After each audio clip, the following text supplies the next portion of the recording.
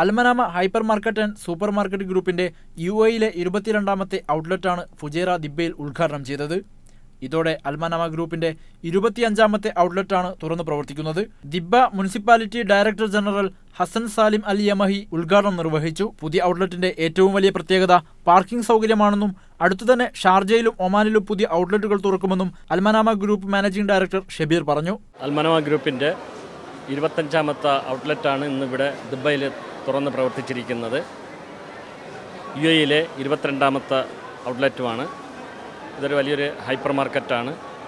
യഥേഷ്ടം നല്ല കാർ പാർക്കിങ്ങോടുകൂടി ഞങ്ങൾ തുറന്ന് പ്രവർത്തിച്ചിരിക്കുകയാണ്. ഞങ്ങളുടെ അടുത്ത ഓപ്പണിംഗ് ഷാർജയിലൊരു ഷോപ്പിംഗ് സെൻ്ററാണ്.